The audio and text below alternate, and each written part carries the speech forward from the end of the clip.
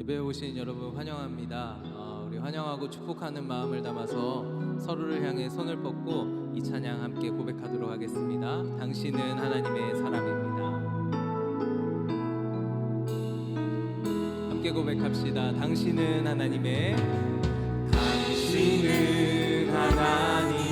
사랑, 그 아들 주시기까지 사랑한 소중한 존재. 당신의 그 삶을 통하여 주님의 사랑 세상이 알리. 한 번 더 고백할까요? 당신은 하나님의 사랑, 그 아들 주시기까지 사랑한 소중한 존재. 당신의 그 삶을 통하여 주님의 사랑 세상이 알리. 세상은 그 사랑 모른다 해도, 세상은 그 사랑 조롱하여도 당신 안에 감추인 보석 같은 사랑, 당신을 통해 빛나게 되리.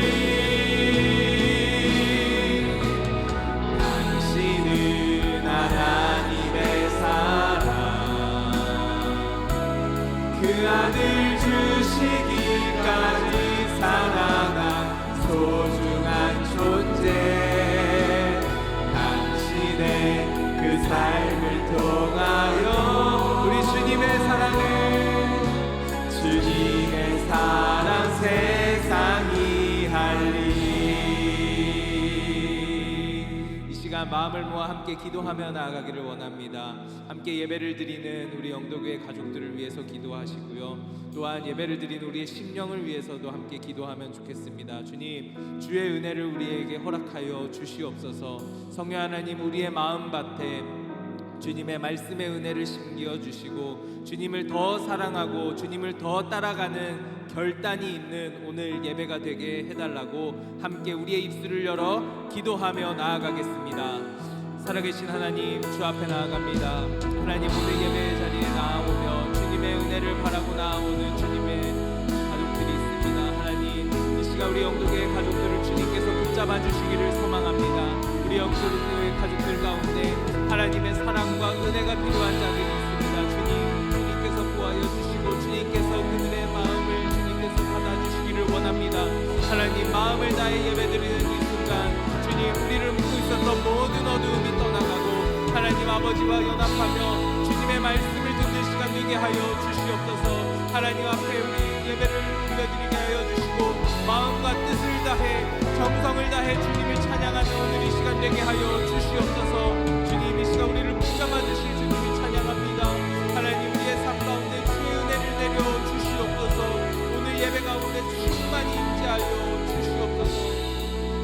이 모든 기도를 살아계신 예수님의 이름으로 기도드립니다. 아멘. 우리 다 함께 자리에서 일어나셔서 우리 하나님을 찬양하며 나아가겠습니다.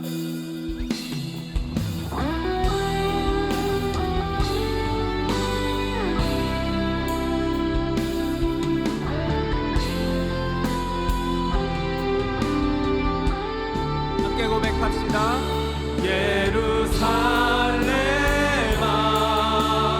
여호와를 찬송할지어다. 내 하나님을 감사함으로 그 앞에 나가며 주 임재 앞에 경배해. 우리 주는 위대하며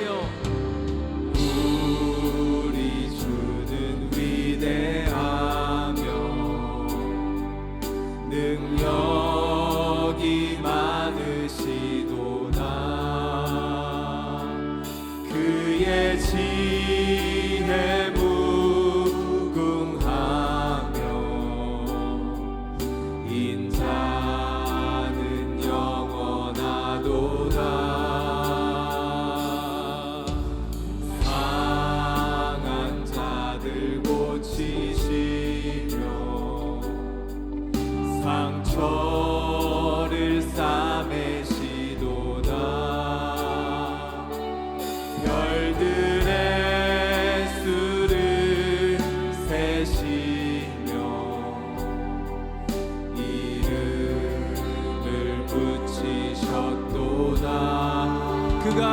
구름으로 그가 구름으로 하늘을 덮으시며 땅을 위하여 비 준비하시니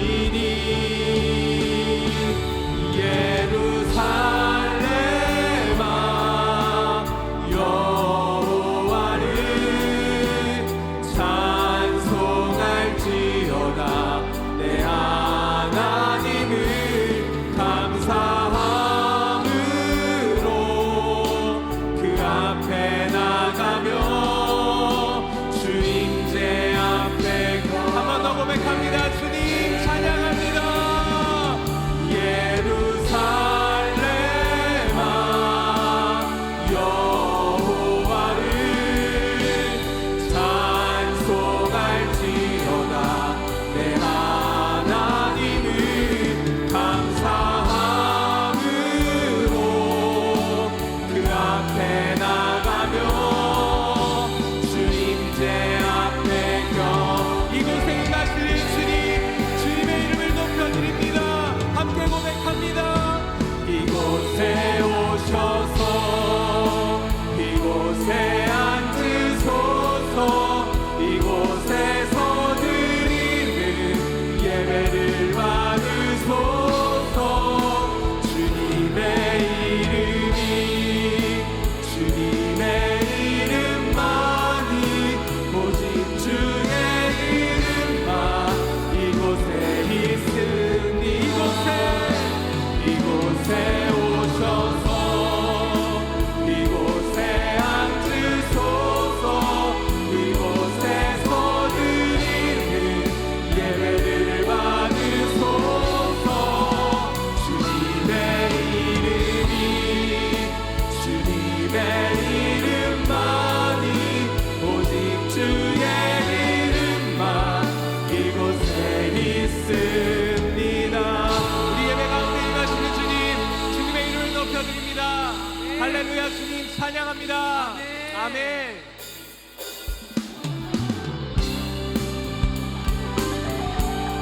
이 시간 함께 찬양 고백할 때 우리의 모든 마음을 하나님 앞에 올려드리며 이 찬양 고백하며 나아갑시다. 할렐루야.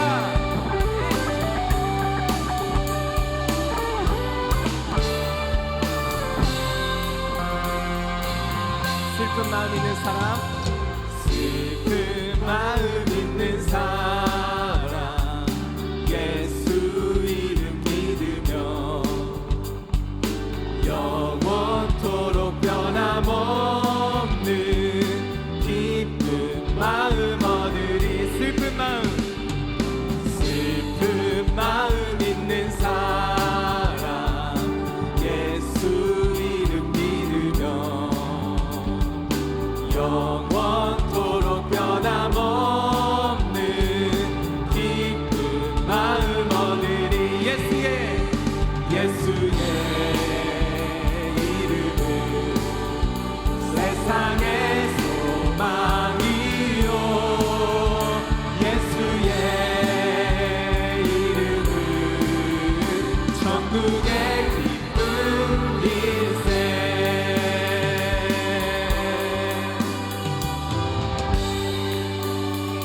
존귀하신 주의 이름 존귀하신 주의 이름 우리 기쁨 되도다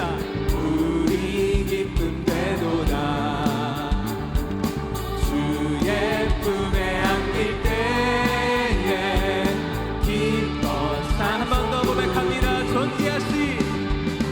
존귀하신 주의 이름 우리 기쁨 되도다 주의 품에 안길 때에 기뻐 찬송 부르리 예수의 이름은 세상의 소망이요 예수의 이름은 천국의 기쁨 이 예수의 이름은 세상의 소망이요 예수의 이름은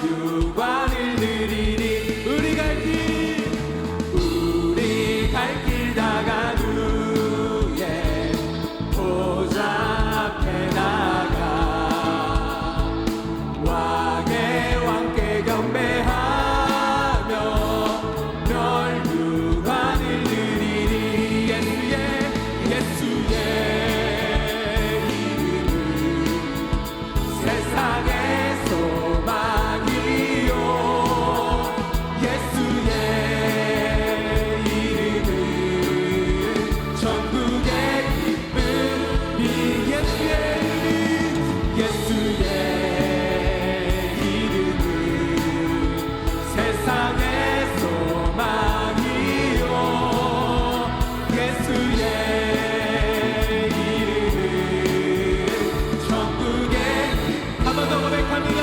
예수의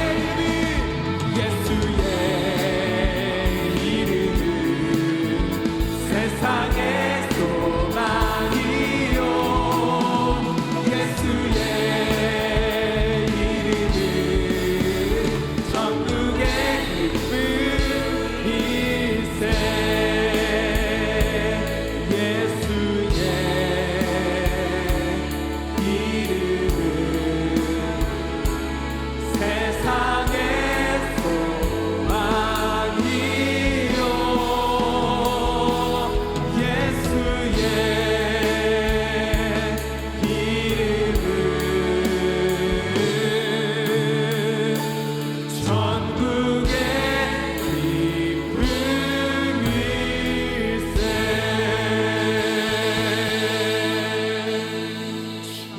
주님만이 소망이요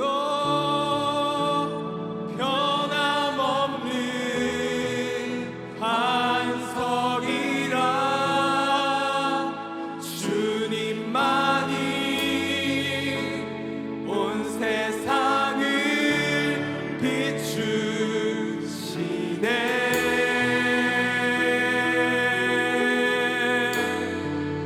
또 죽음에서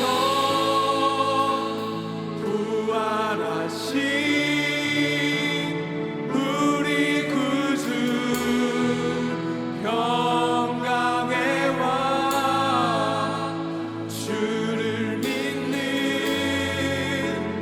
모든 자의 소망 되신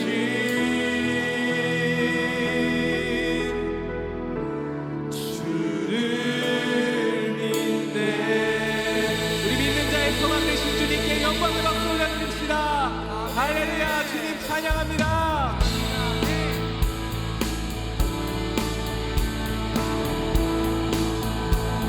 함께 고백합시다. 예수 열방의 소망 예수 우리의 위로자 주는 온 땅에 영원한 소망 예수 어둠 속의 빛 예수 변함없는 진리 주는 온 땅에 빛이 되시네 우리 위해 죽으시고 다시 사신 생명의 주 주님만이 소망이요 변함없는 반석이라 주님만이 온 세상을 비추시네 또 죽음에서 부활하신 우리 구주 평강의 왕 주를 믿는 모든 자의 소망 되신 주를 믿네 할렐루야 주님 찬양합니다. 이 시간 모든 찬양을 받아 주시옵소서. 예수 열방의 소망 예수 우리의 위로자 주는 온 땅에 영원한 예수 어둠 속의 빛 예수 어둠 속의 빛 예수 변함없는 진리 주는 온 땅에 빛이 되시네 우리 위해 죽으시고 다시 사신 생명의 주 주님만이 소망이요 변함없는 반석이라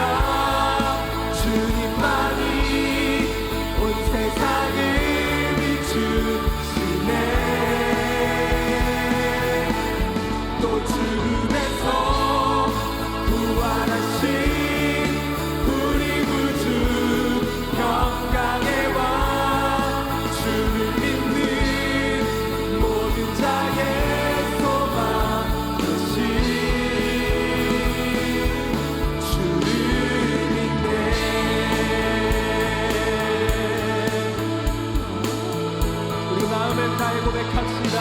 우리 위해 죽으시고 다시 사신 생명의 주, 우리 위해 죽으시고 다시 사신 생명, 우리 위해 죽으시고 다시 사신, 우리 위해 죽으시고 우리 위해 죽으시고 다시 사신 생명의 주, 주님 찬양합니다. 주님만이 소망이요 변함없는 반석이라, 주님만이 온 세상을 비추시네. 또 죽음에서 부활하신 우리 구주 영광의 왕, 주를 믿는 모든 자의 소망, 우리 다 함께 두 손 들고 고백합니다. 주님만이 소망이요, 주님만이 소망이요 변함없는 반석이라, 주님만이 온 세상을 비추시네. 또 죽음에서 부활하신 우리 구주 영광의 왕, 주를 믿는 모든 자의 소망 되신 주를 믿네. 할렐루야. 우리의 소망 되신 주님의 이름을 높여드립니다. 아멘. 주님 영광 받으시옵소서.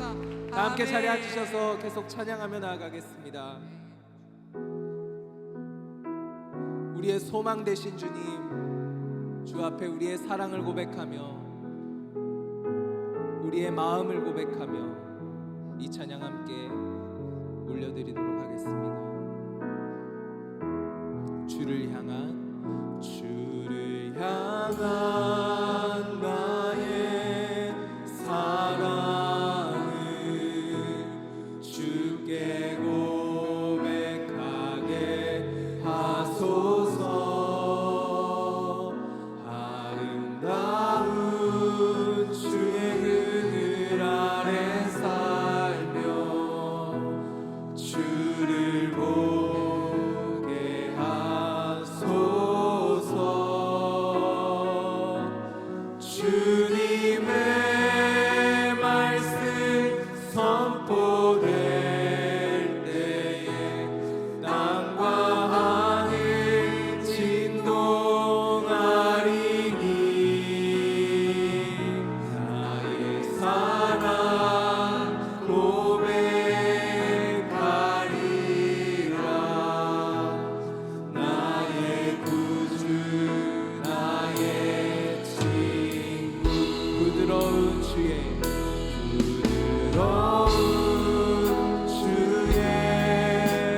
속삭임, 나의 이름을 부르시네. 주의 능력 주의 영광을 보이사 성령을 부으소서.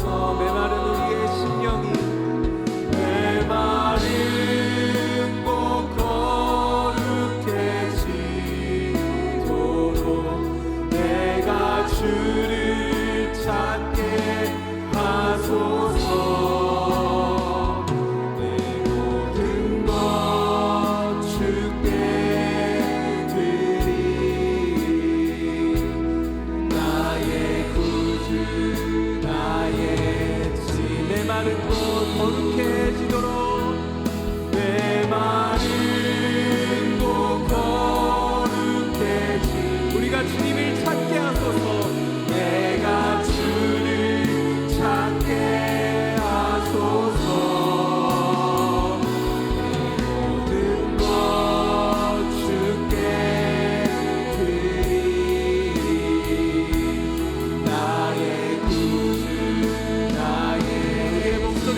돌이켜 고백합니다. 온 마음으로 주를 바라며 나의 사랑 고백하리라. 나를 향한 주님의 그 크신 사랑 간절히 알기 원해. 주의 은혜로 용서하시고 나를 자녀 삼아 주셨네. 나의 사랑 고백하리라. 나의 구주 우리를 용서하시는 주님께 매달리며 나아갑시다. 주의 은혜로 용서하시고 나를 자녀 삼아 주셨네. 나의 사랑 고백하리라. 나의 구주 나의 신 존귀한 주보혈이 존귀한 주보혈이 내 영을 새롭게 하시네. 존귀한 주보혈이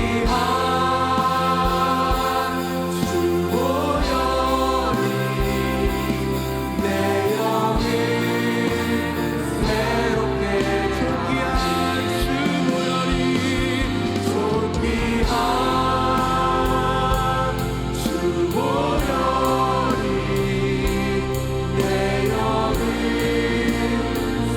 새롭게 하시네. 존귀한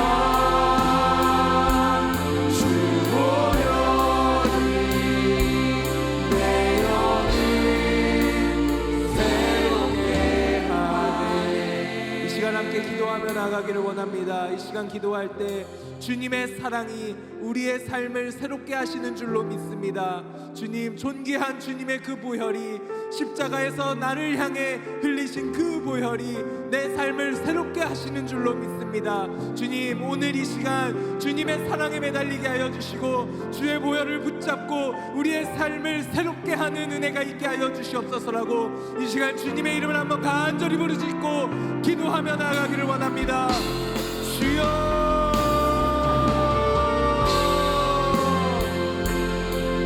사랑의 하나님, 이 시간 주님의 사랑이 우리의 삶에서 변화시키는 줄로 믿습니다.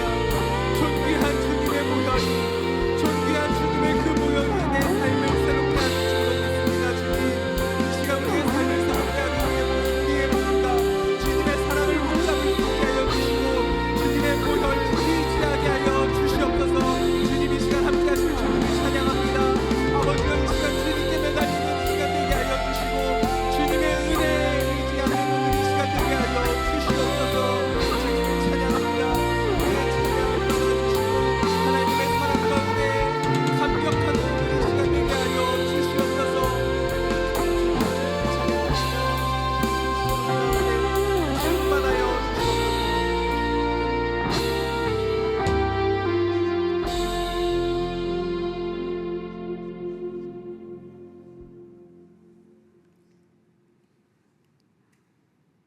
풍요로운 결실의 계절을 주신 하나님 아버지 감사드립니다.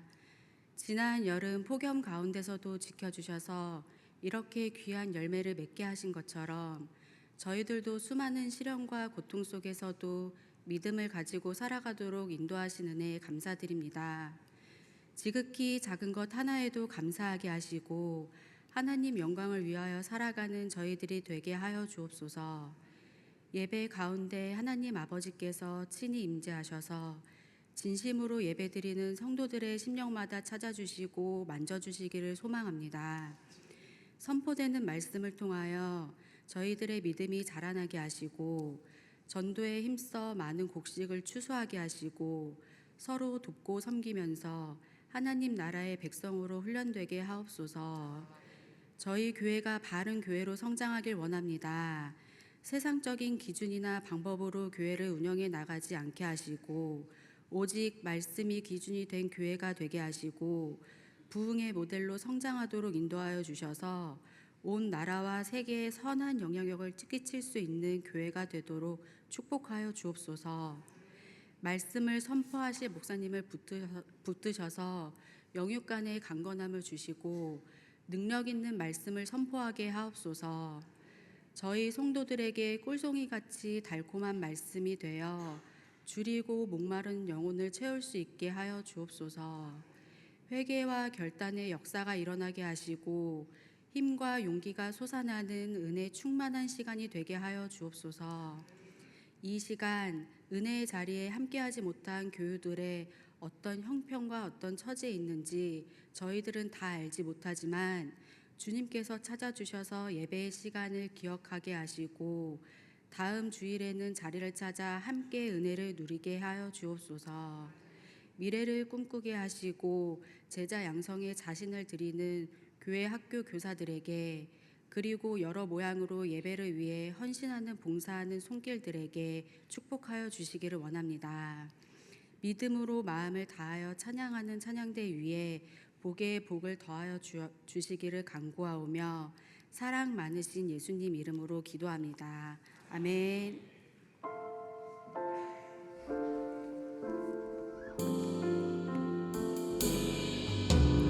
하늘에 계신 우리 아버지의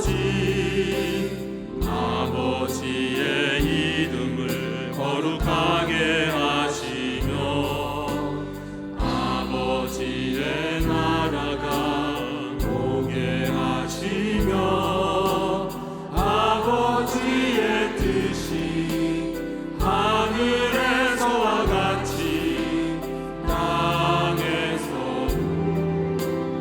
이루어지게 하소서.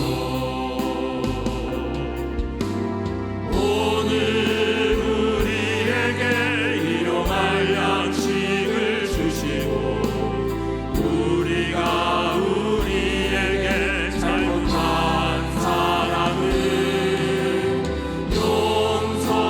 용서하여 준 것 같이 우리 죄를 용서하여 주시고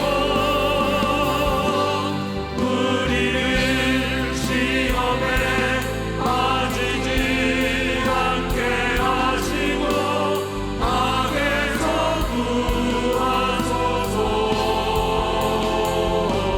나라와 권능과 영광이 영원히 아버지의 것입니다. 아멘.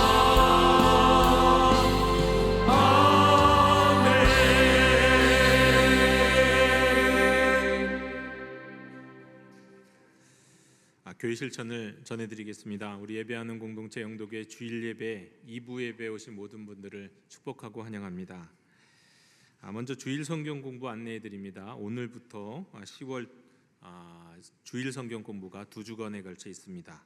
오늘 그리고 다음 주일 오후 2시 성교관 3층 청소년부실에서 있는데 10월의 주제는 그리스도인의 마음학교고 강사는 우리 조은숙 목사님이십니다. 많은 분들이 참석하셔서 그리스도인의 마음을 다져보고 다시 점검하고 또 은혜 받는 시간 되시기를 바랍니다. 세례 입교 예식을 위한 교육이 오늘부터 진행이 되겠습니다.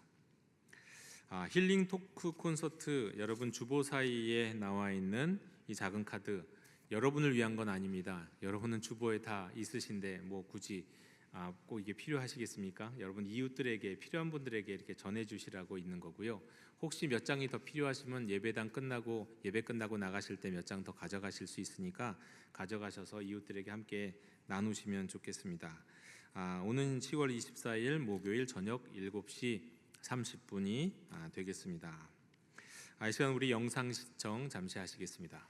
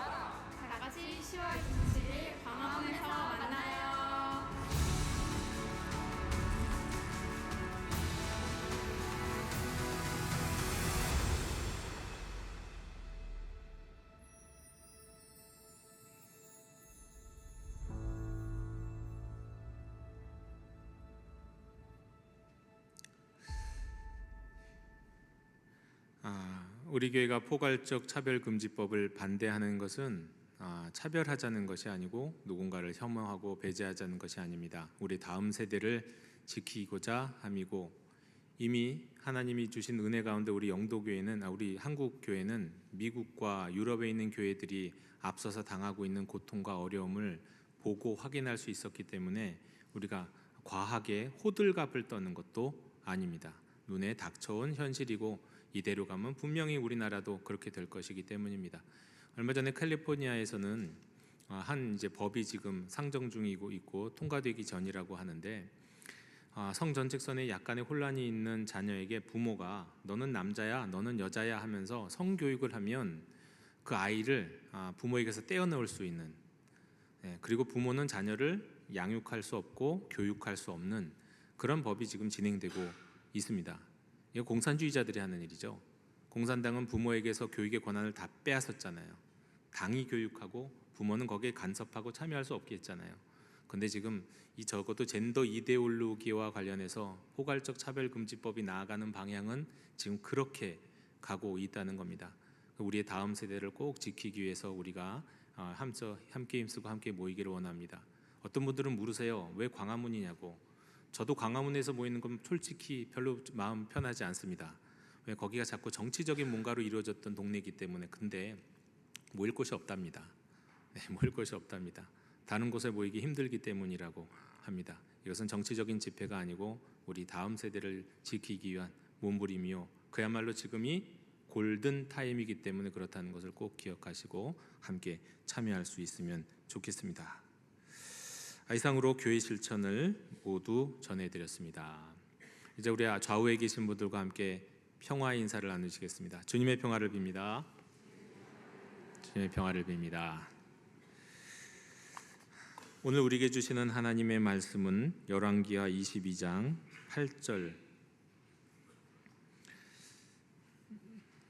8절부터 13절까지만 읽도록 하겠습니다. 22장 8절부터 13절까지만 읽겠습니다. 대제사장 hil기야가 서기관 사반에게 이르되 내가 여호와의 성전에서 율법책을 발견하였노라 하고, hil기야가 그 책을 사반에게 주니 사반이 읽으니라. 서기관 사반이 왕에게 돌아가서 보고하여 이르되 왕의 신복들이 성전에서 찾아낸 돈을 쏟아 여호와의 성전을 맡은 감독자의 손에 맡겼나이다 하고, 또 서기관 사반이 왕에게 말하여 이르되 제사장 hil기야가 내게 책을 주더이다 하고, 사반이 왕의 앞에서 읽으매 왕이 율법책의 말을 듣자 곧 그의 옷을 찢으니라. 왕이 제사장 hil기야와 사반의 아들 아히감과 미가야의 아들 악볼과 서기관 사반과 왕의 시종 아사야에게 명령하여 이르되 너희는 가서 나와 백성과 온 유다를 위하여 이 발견한 책의 말씀에 대하여 여호와께 물으라. 우리 조상들이 이 책의 말씀을 듣지 아니하며 이 책에 우리를 위하여 기록된 모든 것을 행하지 아니하였으므로 여호와께서 우리에게 내리신 진노가 크도다. 아멘. 여러분, 우리 여러분은 책의 사람들이십니까? 책의 사람들 그러면 단순히 책을 많이 읽고 사랑하고 책을 중심으로 살아가는 그런 부류의 사람들, 독서광, 문학 애호가, 아니면 또 출판 업계에 종사하는 분을 뜻할 수도 있을 것 같습니다. 그렇게 불려질 수도 있겠죠. 책의 사람들, 그러나 오늘 제가 말씀드리는 이 책의 사람들에서 이 책은 그런 일반 명사, 서점이나 도서관, 여러분의 책꽂이에 꽂혀 있는 그런 일반 명사로서 이 책을 뜻하지 않습니다. 여기서의 책은 더 북입니다. 더 북, 고유명사, 유일무이한 그 책, 다시 말해서 성경입니다. 이런 의미에서 책의 사람들이라는 말 표현으로 가장 먼저 언급한, 역사 이래 가장 먼저 언급했던 문화는 공교롭게도 코란에 나옵니다. 코란에 보면 오 책의 사람들아 하면서 이런저런 이야기를 하는 구절이 있는데, 여기서 말하는 책의 사람들은 다름 아니라 성경의 사람들, 그러니까 유대인과 기독교인, 토라를 갖고 있는 유대인, 또 신약 성경, 구약 성경, 오늘날 우리가 가지고 있는 성경을 읽고 있는 기독교인들을 향해서 말할 때 오 책의 사람들아 이렇게 부릅니다. 그러니까 그야말로 저와 여러분은 무슬림들도 인정하고 꾸란도 인정한 책의 사람들입니다. 적어도 형식적으로는 그렇다는 겁니다. 하지만 보다 더 본질적으로 이 책의 사람들은 유일무이한 책이고, 유일무이한 책, 이 성경이 빚어낸 사람들, 그 빚어낸 사람들이어야 진짜 책의 사람들이 될 수 있습니다. 그런 의미에서 우리는 책의 사람들이고 싶지만 어떻게 보면 정직하게 말하면 책의 사람들이 되어가는 과정 중에 있다, 이렇게 말씀드릴 수 있겠습니다. 그리고 그 책인 성경에는 이 책의 사람들에 관한 또 다른 책의 사람들에 관한 이야기들이 참 가득 들어있는데, 오늘 성경 이야기도 바로 그 책의 사람들에 관한 말씀입니다. 유다 왕들 가운데 가장 좋은 평가를 받은 사람은 두 사람이 있다고 말씀드렸습니다. 다윗 말고요. 다윗은 절대 지존이고 그 외에 히스기야, 요시야가 있습니다. 히스기야와 요시야는 어떤 관계일까요? 요시야는 히스기야의 증손입니다. 증손자.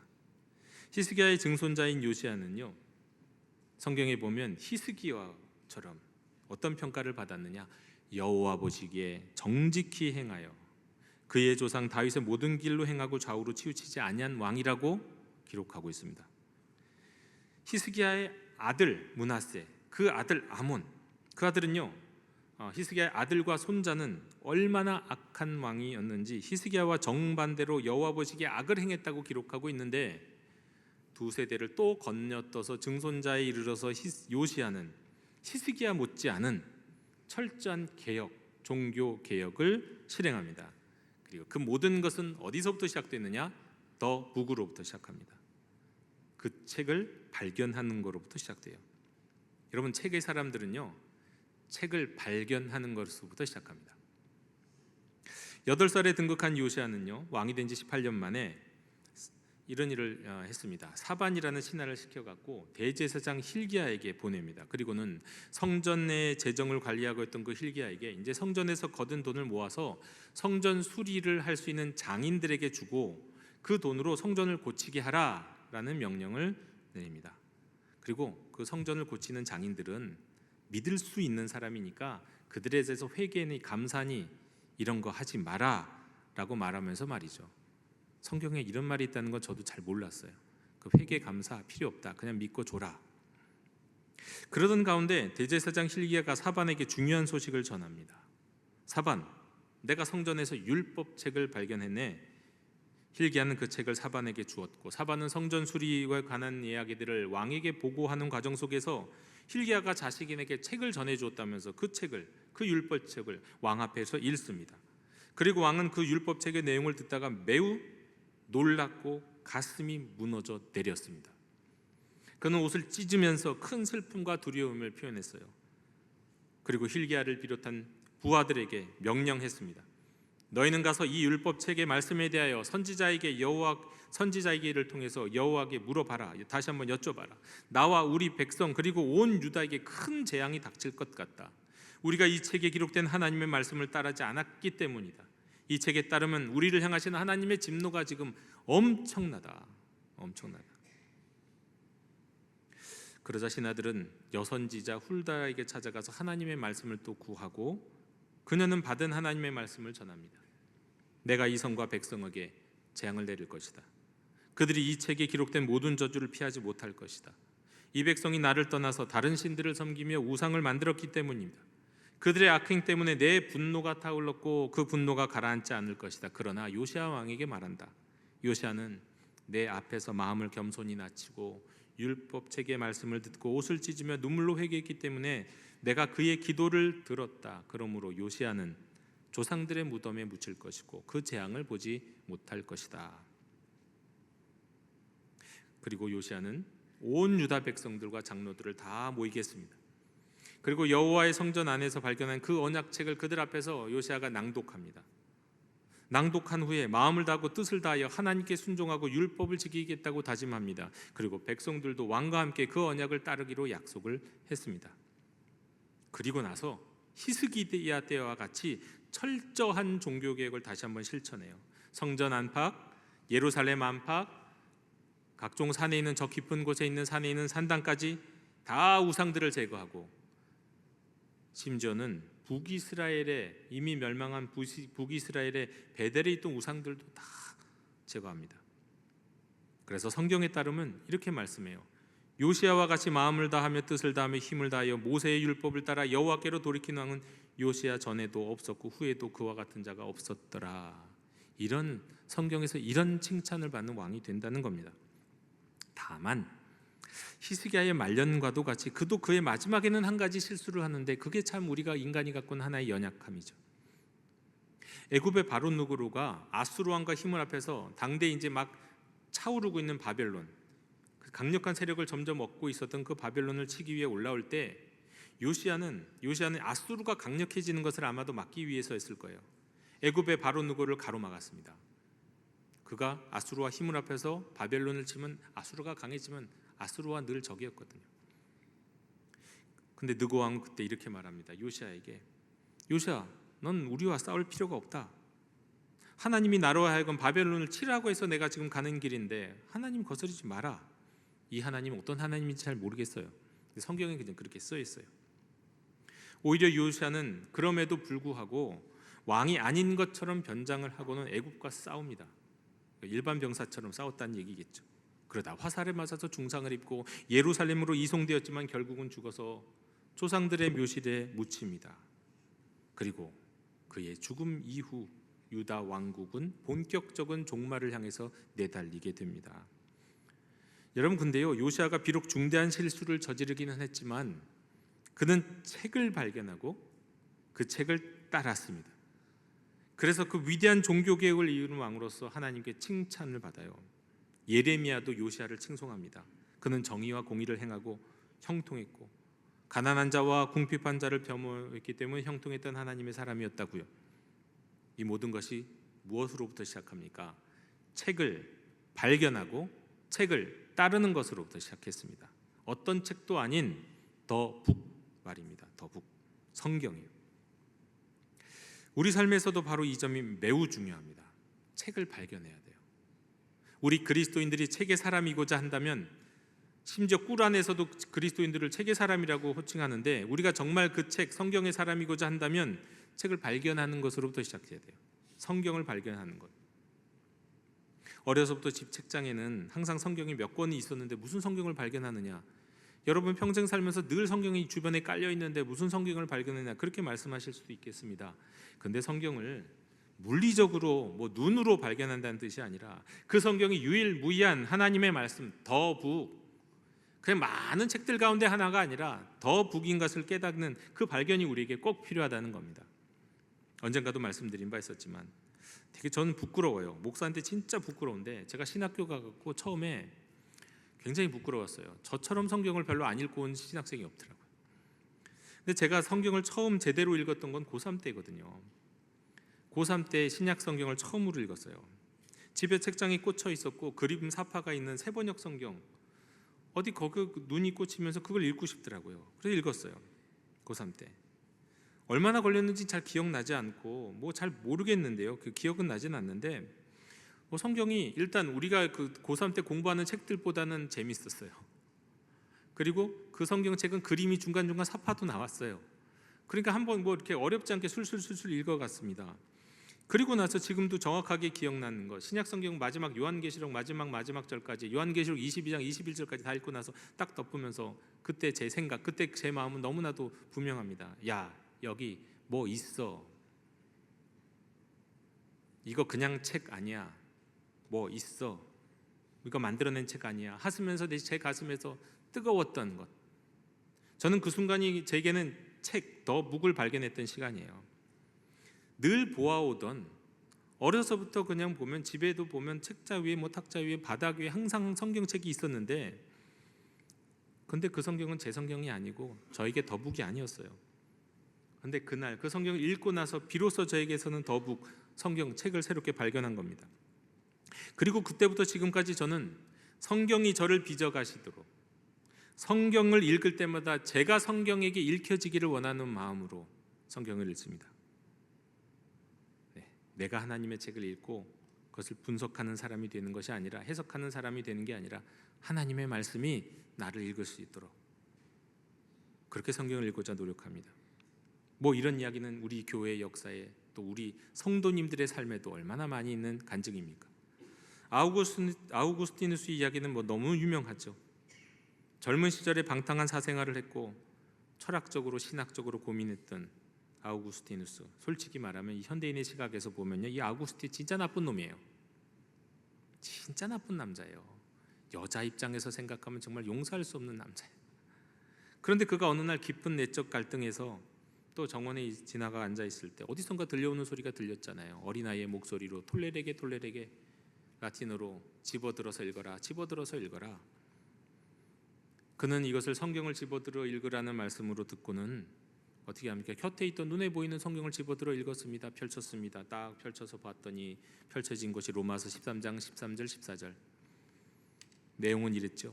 낮에와 같이 단정히 행하고 방탕하거나 술 취하지 말며 음란하거나 호색하지 말며 다투거나 시기하지 말고 오직 주 예수 그리스도로 옷 입고 정욕을 위하여 육신의 일을 도모하지 말라. 딱 나를 위한 말씀이구나. 나에게 하시는 말씀이구나. 나에게, 아우구스트 자신에게 주시는 말씀. 그러면서 하나님의 말씀을 발견합니다. 그때 이 성경은 더 북이 되는 거예요. 많은 책들 중에 한 책이 아니라 더북, 그 유일무이한 하나님의 말씀이 되었고, 그의 인생은 그때부터 그 더북, 그 책이 그 인생을 빚어가기 시작해서 아우구스티누스는 비로소 책의 사람이 된 겁니다. 여러분, 오늘 설교의 제목은 책의 사람들입니다. 유일무이한 책 성경이 빚어내서 종교 개혁을 이룬 왕에 대한 이야기입니다. 또 나아가서 이 책의 사람들이라고 하는 것은요, 잊혀진 책, 그냥 주변에 널려있는 책, 객관적인 책이 아니라 나에게 의미 있는 하나님의 말씀으로 새롭게 다가오는 주관적인 성경을 발견한 사람들, 그걸 책의 사람들이라고 말하는 거예요. 그리고 그 책의 사람들로 살아갔다 보니 또 다른 사람들에게, 다른 이웃들이 역시나 그 책의 사람, 성경의 사람들이 되도록 도움을 주고 영향력을 끼친 사람들도 다 책의 사람들인 겁니다. 근데 종교개혁자였던, 중세 종교개혁자였던 마틴 루터 또한 다른 누구보다도 최고로 책의 사람이죠. 그가 책의 사람이라는 것은 그가 정말 죄의식과 뭐 이런 과정 속에서 빠져서 정말 그의 신앙의 어떤 깊은 갈등 가운데 있을 때 어느 날 탑에서 로마서 1장 17절을 읽게 되었어요. 그러니까 빛을 발견합니다. 믿음으로 의롭게 된다는 그 진리를 발견하게 되죠. 이것이 성경의 핵심이구나. 그래서 그 사람은 비로소 루터는 진짜 책의 사람이 되는 거예요. 진짜 책의 사람. 근데 그가 진짜 더 나아가서 더 영향력을 끼치는 책의 사람이 되죠. 그는 그 책을 자국어로 번역하잖아요. 엄청난 영향을 그것이 끼치게 됩니다. 독일어 성경, 오늘날에도 읽혀지는 루터판 독일어 성경, 그때 번역합니다. 독일어로. 어떻게 해요? 프리드리히 3세의 보호 아래서 11주 만에 신약 성경을 번역해요. 야, 어떻게 11주 만에 신약 성경 번역? 그러니까 루터도 헬라어에는 아주 강했던 사람인 거예요. 11주 만에 번역해요. 근데 구약 성경 번역하는 데는 12년 걸려요. 12년. 어려운 거죠. 많은 신학자 동료들의 도움을 받으면서 이걸 번역합니다. 독일어로 더북 성경을 번역해요. 그래서 내어놓은 책 독일어 성경은 엄청난 영향력을 끼칩니다. 우선 여러분, 지난 주간에 많은 분들이 이 소식에 즐거우셨을 거예요. 저도 이거 그냥 거짓 뉴스 아니야? 솔직히 그런 생각 들었고, 이 가짜 뉴스 아니야? 이거 어그로 아니야라고 생각했는데 이게 진짜더라고요. 우리 한국에서 노벨 문학상이 나왔잖아요. 네, 이름이 한강이잖아요. 채식주의 소년이 온다. 뭐 이걸로 굉장히 많이 알려져 있는 70년생 한국 여성이 무라카미 하루키를 이기고, 야, 어떻게 그 사람을 이길 수 있나는 저 이해가 안 되지만 어떻게 이겼어요. 그리고는 노벨상을 탔어요. 그런데 저는 이제 그 사람에 관한 이야기 가운데, 보도 가운데 이 댓글, 한 댓글이 참 마음에 와닿았습니다. 이런 댓글이었어요. 내용이, 내가 노벨 문학상 받은 사람의 책을 원어로 읽을 수 있다니. 무슨 뜻인지 이해되십니까? 네, 원어로 읽을 수 있다니.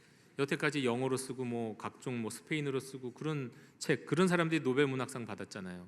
그 책 우리는 번역된 걸로 볼 수밖에 없었잖아요. 아니, 물론 원어로 읽을 수 있는 사람도 있을 겁니다. 그때 그건 드물고 대부분은 다 번역된 거로 읽을 수밖에 없었는데, 우리 이 책은 그냥 원어로 읽을 수 있어요. 번역된 게 필요 없어. 그냥 원어로 읽고. 그게 참 마음이 기쁘다. 참 마음에 와 닿긴 했습니다. 예, 그렇죠. 그런데요, 여러분, 아쉽게도 성경은 거의 대부분 원어로 읽을 수 없어요. 심지어 학자들도 원어로 제대로 못 읽어요. 떠듬떠듬 분석하고 뭐 문자 대입하고 공식 대입하듯이 정말로 그게 살아있는 언어로서 막 읽을 수 있는 사람은 거의 드뭅니다. 네. 그래서 각 나라의 최고의 신학자들이 연구의 여급을 거듭해서 각 나라의 말로 번역하는 거예요. 그게 필요한데 그 첫 번째 엄청난 사건이 바로 루터가 한 거예요. 독일어로. 그때 당시엔 독일어가 세계 중심 언어도 아니었고요. 뭐 되게 지배 언어도 아니었는데 독일어 번역이 루터에 의해지면서 엄청난 사건이 벌어집니다. 일단 독일인들에게 독일어 발전에 이게 큰 영향을 미치는데 이 독일어 성경이 독일어의 표준이 돼요. 표준. 그리고 이 독일어 성경을 읽기 위해서 사람들이 글을 배우기 시작해요. 그전에는 그걸 모르는 사람들이 태반인데 내가 독일어를 알지만 글을 읽을 수 있으면 내가 이 성경을 읽을 수 있지 않냐. 내가 성경을 읽을 수 있다고는 독일어를 배우기 시작해요. 문화와 교육 발전을 촉진합니다.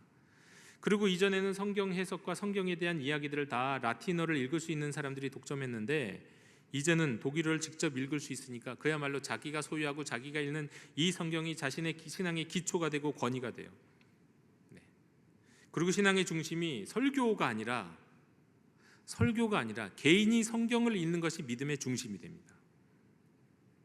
마침 그때 발전된 인쇄술이 있었잖아요. 그래서 종교개혁 사상, 이 사상이 널리 전파될 뿐만 아니라 책이 널리 보급될 수 있었어요. 엄청난 변화. 독일과 유럽 문화의 중요한 전환점을 가져왔어요. 누굴 통해서, 무엇을 통해요? 책의 사람인 루터가 책을 번역함으로 말미암아 그런 놀라운 역사가 나타났죠. 뿐만 아닙니다. 여러분, 이미 그리스도인이고 어쩌면 부지런히 신앙생활하고 있는 우리도, 저와 여러분도 다시 한번 책의 사람들이 될 필요가 있어요.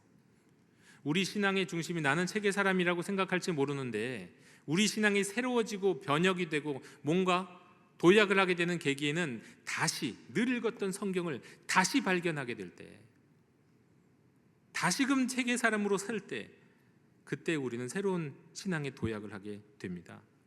드와이트 무디, 이 사람 말하면 뭐합니까? 드와이트 무디는 19세기에 미국의 역사상, 어쩌면 전 세계 역사상 최고의 전도자 중에 하나일 겁니다. 어마어마한 전도자. 그가 예수를 제대로 믿은 다음부터는 날마다 전도하기 시작했고 하루도 전도하지 않으면 잠을 자지 않는 날, 그 사람이었잖아요. 드와이트 무디. 그는 미국의 매사추세츠에서 가난한 집에서 태어났습니다. 어렸을 때 정규 교육을 못 받았어요. 그래서 영어를 못 읽었어요, 제대로. 그런데 17살이 되던 날 외삼촌이 있는 보스턴으로 이사 가는데요. 혼자 이제 이사 가서 거기서 구두 가게에서 일하게 되는데 외삼촌이 너 교회 안 나가면 밥 안 줘. 뭐 쉽게 얘기하면 교회를 그냥 어떻게 보면 의무적으로 억지로 교회를 나가기 시작했어요. 강권에 못 이겨서. 그런데 거기에서 인생 최고의 선물을 만나잖아요. 누굽니까? 에드워드 킴볼 주일학교 선생님. 드와이트 무디의 하나님이 주신 최고의 선물 중에 하나였어요. 그 킴볼은 정말 아이들을 사랑하는 헌신적인 선생님이었어요. 그런데 여기에는 이제 뭐 썰이 있어요. 뭐 이거에 맞다 저게 맞다 하는 어느 이야기가 정확하게 맞지는 않지만 뭐 두 가지 이야기가 보통 전해집니다. 어느 주일학교 시간에 이제 요한복음 공부하겠다, 요한복음 펴 하고 성경 펴 그러는데 무디가 창세기를 폈다는 거예요. 못 읽어서. 요한복음이고 뭐고 읽을 줄 몰라서 그랬다는 거예요. 그래서 무디가 창피해갖고 그 다음 주에 교회를 안 나왔다는 거야. 난 성경 못 읽는다고, 글을 못 읽는다고, 창피하다고. 그래서 이제 킴볼 선생님이 찾아가서 그에게 성경을 그 전에 선물로 줬는데 뭐 이후에 줬는지 모르지만 성경을 읽을 수 있도록 독려하고 1년 동안 가르쳐서 1년 이후에는 성경을 잘 읽을 수 있게 되었다라는 이야기도 있고, 뭐 그건 아니라 할지라도 분명히 성경을 읽을 수 있도록 자꾸 독려했다는 거예요. 그러면서 그 성경 속에서 또 이 에드워드 킴볼 선생님의 그 복음 전도를 통하여서 예수님을 믿고 구원받고 영접받는 역사가 일어나서 그날 자기는 다시 태어났다고 엄마에게 편지를 썼다는 거예요. 엄마, 내 생일은 2월인데 4월에 그 성경을 읽으면서 나 오늘 다시 태어났어요 하고 엄마에게 편지를 썼던 그 편지가 있다는 것 아닙니까? 이런 사람, 책의 사람이에요. 무디는 정말 책의 사람이잖아요. 성경의 사람이고요. 그런데 그 무디가 또 이런 간증을 했습니다. 내가 하나님께 믿음을 달라고 기도했는데 그 기도한 시간을 합치면 몇 달은 될 거다. 몇 달의 시간은 될 거다. 무디가 믿음이 없었겠습니까? 여기 무디가 말한 믿음은 그 정도가 아니라 정말 뜨거운 불타는 믿음이었을 거예요. 그 믿음 달라고 기도했는데 몇 달이라는 시간을 뭐 하루가 24시간이고 뭐 거기다가 30 몇십을 곱하면 되는 거 아닙니까? 240시간이 될 수도 있고 뭐 2400시간이 될 수도 있고. 그런데 그 시간 기도했는데 근데도 그 믿음이 안 생기더라 있는 거. 더 큰 믿음이 안 생기더라 있는 거. 뜨거운 믿음이 안 생기는데 자기는 믿음이라는 게 번개불처럼 와갖고 나를 확 달아오르게 하는 그것인 줄 알았대요. 그런데 믿음이 오지 않다가 어느 날 내가 로마서 10장을 읽다가 그런즉 믿음은 들음에서 나고 들음은 하나님의 말씀에서 말미암느니라는 구절을 딱 보면서 그때부터 성경을 부둥켜 안고 말씀을 부둥켜 안고 믿음을 구하기 시작하고 성경을 다시 펴서 말씀을 읽기 시작했더니 믿음이 자라기 시작했다고 무디가 고백합니다. 무디 같은 위대한 전도자, 날마다 복음을 전했던 사람도 말하자면 이 말씀을 또다시 발견하는 거예요. 말씀 안에서 구원을 얻었지만 이 말씀이야말로 내 믿음의 중심이고 내 신앙의 중심이란 걸 또다시 발견한 거예요. 이 말씀이야말로 나의 믿음을 성장시키는 거라는 걸 또다시 발견한 거예요. 책을 또다시 발견한 거예요. 진짜 책의 사람, 또다시 책의 사람, 또다시 책의 사람이 된 거예요. 여러분, 우리는 한 번 책의 사람이 되고 끝나면 안 됩니다. 우리 인생 속에서 하나님의 말, 이거 진짜 성경이야, 이거 진짜 하나님의 말씀이야, 내가 이것 때문에 죽고 살 거야, 처음에 한번 그렇게 믿는 거 넘어서 우리의 삶에서 발견하고 또 발견해야 되는 거예요. 그리고 이 말씀으로 내 삶을 붙들고 이 말씀이 내 인생을 만들어가고 빚어가실 수 있도록 말씀대로 사는 사람이 진짜 책의 사람인 겁니다. 제가 장례식에 가면 그 장례식에 가끔 믿지 않는 분들이 계십니다. 유족들 가운데. 그러면 설교를 딱 하면 아, 저분이 믿는 분이구나 안 믿는 분이 그냥 알죠. 반응을 보면 알아요. 뭐 찬송가를 따라 부르시거나 기도를 하거나 이게 아니라 그냥 반응을 봐. 아, 저분은 교회 안 다니는 분인데 그냥 앉아 있구나. 그럼 이제 제가 그런 분들을 생각하면서 이제 설교하고 그런 전도하고 그런 전도적인 설교를 할 때가 종종 있는데, 그때 제 마음속에는 그런 마음이 들어요. 저분하고 내가 조금 더 긴 이야기를 할 수 있다면. 왜냐하면 그분이 지금 죽음 앞에서, 고인의 죽음 앞에서 지금 이 설교, 장례와 관련된 설교를 듣고 있는데 이분들은 딴 생각을 하고 있는 거예요. 뭐예요? 예수 믿고 천당 갈 수 있고 하나님의 나라로 가고 하나님의 품에 안기고 이게 전혀 관심도 없고 믿어지지도 않는 거예요. 그럼 그분들은 무슨 생각하느냐? 많은 경우에는 뭐 예수 뭐 저기 그냥 죽으면 뭐 부처에게 가든지 뭐 어디로 영락을 가든지 뭐 지옥을 가든지 뭐 하여튼 우리 기독교와 전혀 관계 없는 생각과 죽음에 관한 세계관을 갖고 있는 거예요. 근데 그런 분들에게 여러분 이렇게 정말 말씀드리고 싶어요. 좀 제대로 연구 좀 하라고, 제대로 좀 공부 좀 하라고. 사람들이 부모님이 그렇게 가르쳐 주니까, 텔레비에서 그렇게 얼핏 들었으니까 남들이 그렇게 생각하니까 따라가지 말고, 이거 죽음에 관한 문제, 다음 영생에 관한 문제인데 그렇게 대충 생각하지 말고 제대로 공부하라고 말씀을 드리고 싶어요. 적어도 성경은 여러분, 적어도 성경은 객관적으로 얘기했을 때 인류 역사상 가장 많이 출판된 책입니다. 객관적으로 해요. 최소한 50억 부 이상이 출판되었습니다. 최소한 50억 부 이상이요. 그리고 현재까지 3,500개 이상의 언어로 번역됐어요. 지금도 계속 또 번역되어 가고 있고요. 어떤 글도 어떤 책도 이런 책은 없어요. 오직 성경. 근데 그 성경을 지난 수천 년 동안에 많은 사람들이 믿고 따라왔고 그 성경 때문에 생명을 걸고 살아왔는데, 그 성경에는 우리 인생에 대해서, 인생 이후 죽음에 대해서, 죽음 이후의 다음 생에 대해서 분명히 말씀하고 계신 것이 있거든요. 근데 여기는 귀를 기울이지 않아요. 믿지 않고 뭐 몇몇 사람들이, 조상들 몇몇들이 뭔가 예로부터 얘기해오던 들려오던 이야기들 그야말로 썰만 듣고 거기에 그냥 생각하고는 말씀을 듣지 않는 걸 보면서 참 아쉬워하면서 설교를 하곤 합니다. 장례식 가면요. 여러분, 성경은 인류 역사상 가장 많이 번역되고 발간된 책입니다. 아직까지 그런 책 없고 앞으로도 없을 거예요. 여러분, 그리스도인은 누구나 책의 사람이 되어야 됩니다. 책의 사람이 되지 않고는 그리스도인이 될 수 없어요. 우리가 직분을 갖고 있다고 그리스도인이다 말하기는 부족해요. 직분이 그리스도인의 정체성이 될 수 없어요. 우리 그리스도인의 정체성은 하나님의 말씀, 성경, 책의 사람이 될 때에만 가능한 겁니다. 이 책은 우리에게 주신 가장 귀한 선물입니다. 이 책은 우리에게 주신 하나님의 사랑이고, 이 책은 우리에게 주신 하나님의 위로고, 이 책은 우리에게 주신 진리고, 우리가 살아갈 수 있는 인생의 능력이에요. 우리는 그 귀한 책을 붙들고 살아가고 읽고 살아가고 의지하며 살아가는 하나님의 자녀들입니다. 여러분, 종교개혁을 기념하는 이 10월, 원래 10월은 종교개혁을 기념하는 한 달입니다. 이 종교개혁은 그 책으로부터 시작합니다. 여러분, 저와 여러분의 새로운 인생도, 더 나은 인생도, 하나님과 동행하는 인생도 바로 그 책 성경으로부터 시작합니다. 10월 한 달 동안 다시 한번 하나님의 말씀 성경을 재발견하는 우리 성도님들이 되시기를 원합니다. 그리고 이 성경에 붙들리고 이 성경대로 살아가고 순종하며 살아가서 하나님이 동행하시고 형통케 하시고 승리하게 하시는 인생 누리며 사는 우리 성도들 되시기를 주님의 이름으로 축원합니다. 하나님 아버지 감사합니다. 말씀하여 주시니 감사합니다. 그 책 성경을 통하여 오늘도 우리에게 책의 사람으로 다시 한번 불러주시니 감사합니다.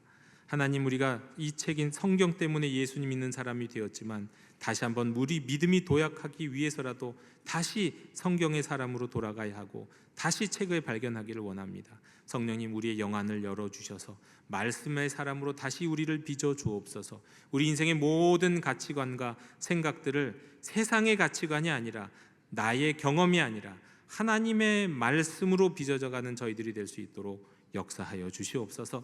예수님의 이름으로 기도하옵나이다. 아멘. 이 시간 감사의 찬양 부르시며 봉헌하시겠습니다.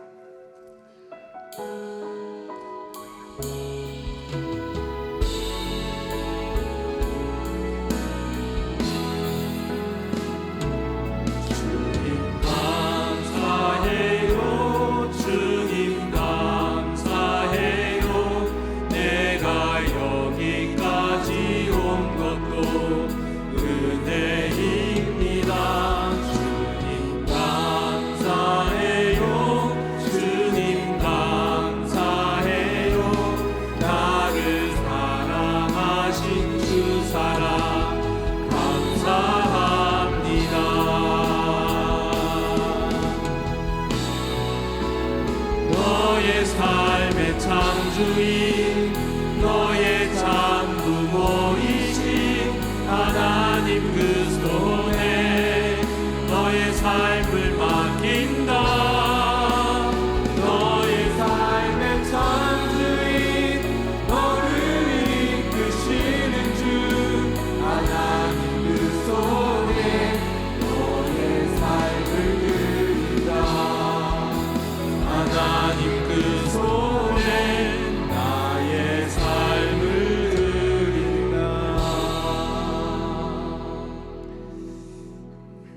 주님, 이 시간 저희 삶의 주인이, 저희가 가진 것들의 주인이 내가 아니라는 고백 가운데 주일헌금 11조 감사헌금 각종 예물을 드리오니 즐거이 흠양하여 주시옵소서.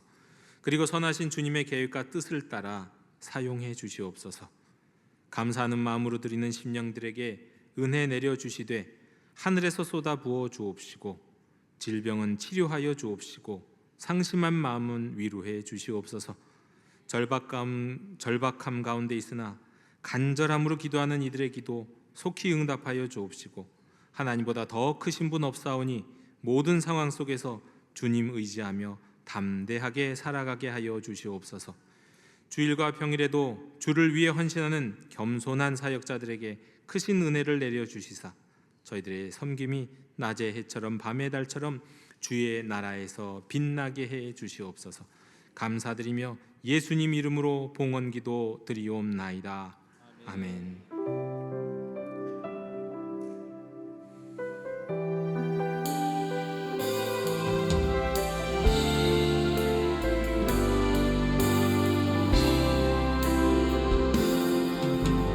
말씀 앞에서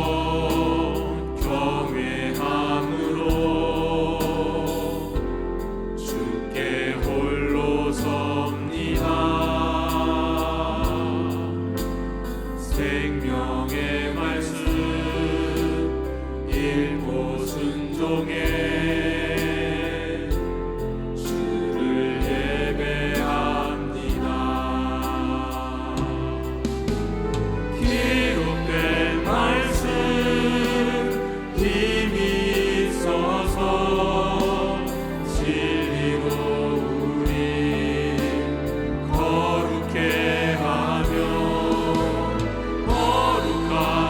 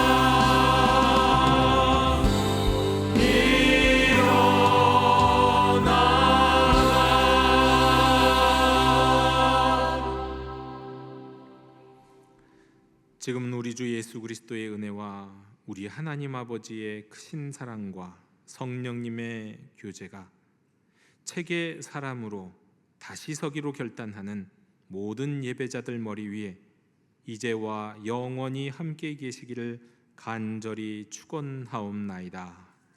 아멘. 하나님